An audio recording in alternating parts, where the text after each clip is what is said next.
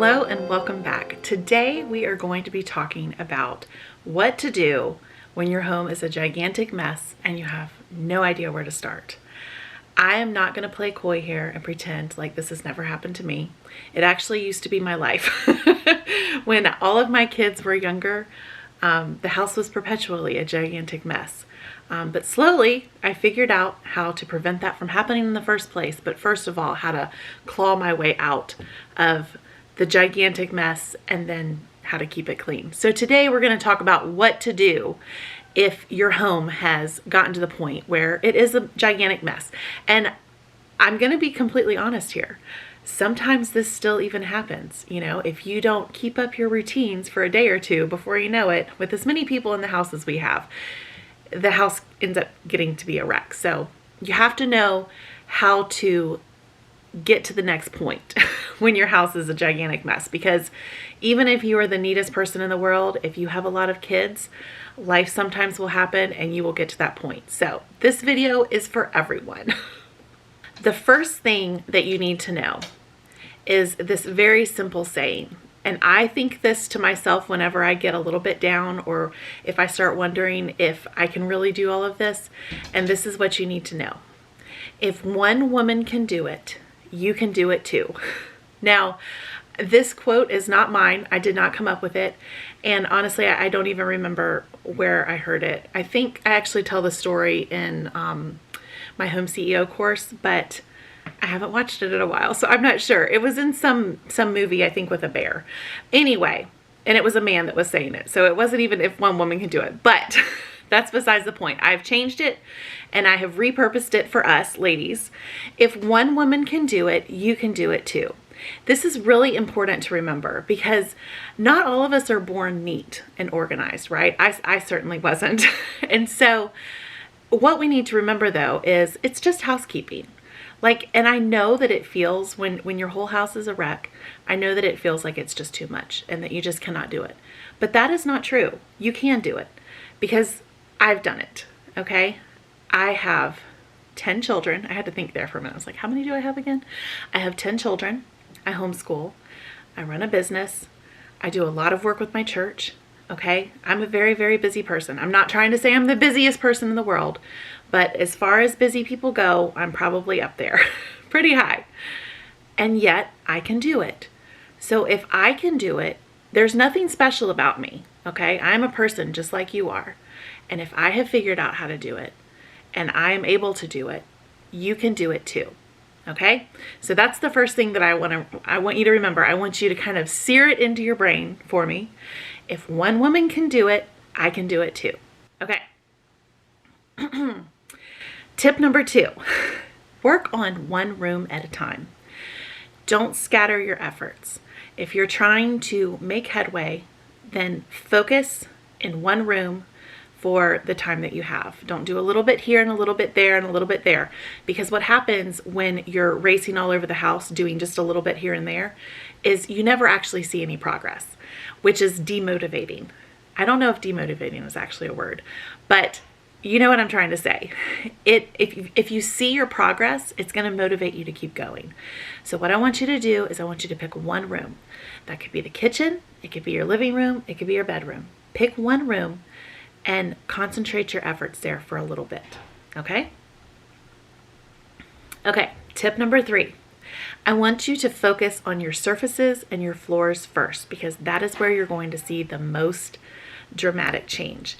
If you start opening up drawers and organizing drawers, as soon as you close that door, you're not going to see your progress anymore. So if you're in the kitchen, I want you to focus on your countertops, getting your countertops clean, and even wipe them clean.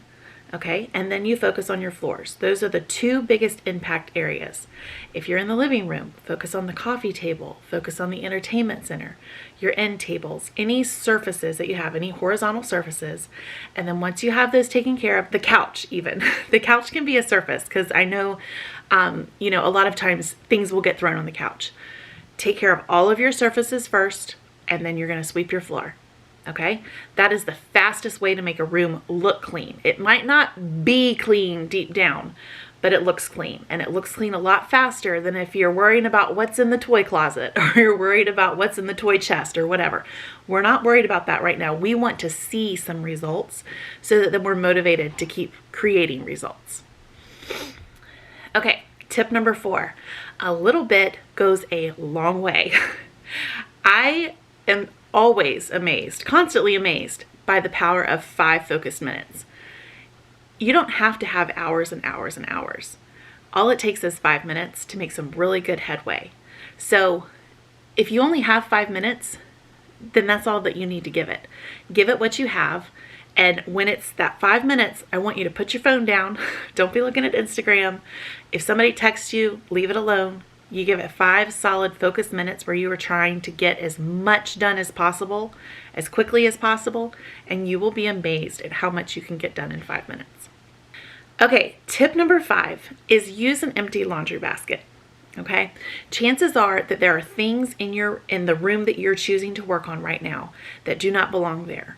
But if you are going in and out of that room, taking things where they belong, you're eating up that 5 minutes. And so then it's really more like 2. So what I want you to do is before you start your 5 focus minutes, grab an empty laundry basket, take it in with you, and anything that does not belong in that room, you put in your laundry basket, and at the end of your 5 minutes, then you can go take everything where it belongs. But you need to stay in that room. If you're only going to give it 5 minutes, like you got to give it 5 minutes in the room. So take a laundry basket and make your life easier. Okay, tip number 6. It does not have to be perfect for it to be worth your time. Now, maybe you scoffed when I said give it 5 minutes because you're like, there's no way, Ashley, that I'm going to be able to make any change in this room in 5 minutes. And so I'm not going to do it at all. Do you know what that is? It's perfectionism. Perfectionism is actually what is keeping you from having a clean home right now. Okay? So instead of thinking, I can't get the room completely clean the way I want it clean, so I'm not going to do it, I'm going to wait until I have time. Instead of saying that, I want you to give it 5 minutes. Somebody just started vacuuming. I don't know if you can hear that, but hallelujah. Somebody's vacuuming and I didn't have to ask them to do it. That's good.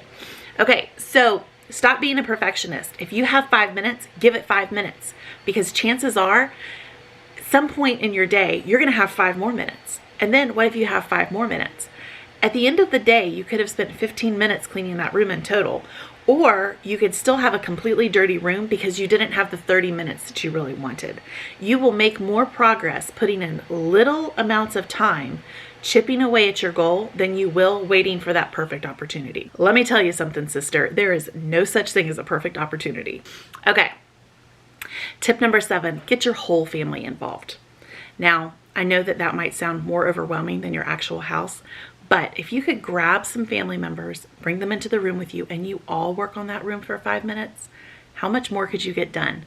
So if you have a family that's full of people who aren't really interested in helping you, maybe pick the ones that are most likely to help and maybe heavily incentivize that. We can talk during another video about how to really get your kids and your family involved in doing chores. I actually have a whole course on that, but this video is more addressed to you. But if you can, grab some family, bring them in, and you all work together for 5 minutes, and chances are that room will be pretty close to clean by the time that you're done. If these tips were helpful, I would like to invite you to join me in my course, Home CEO. I have so much more information packed into this course on how to go from the messiest mom, the most disorganized mom, the most overwhelmed mom, into someone who is truly running her home like a well-oiled machine. I've built this course based on my own life and how I did it myself, because let me tell you something. That used to be me. I was the messiest, most disorganized mom that I knew. But I'm not anymore, and I would love to teach you how to do that.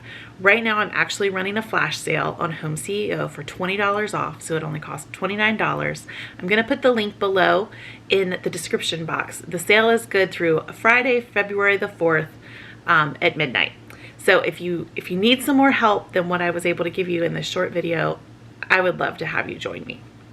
Please make sure to like the video and subscribe, and I would love to know if any of these tips helped you out. Thanks, bye. If these tips were helpful to you, I would like for you... Let me tell you something, sister. There is no such thing as a perfect opportunity. was good. Whew. I'm getting myself all hyped up here.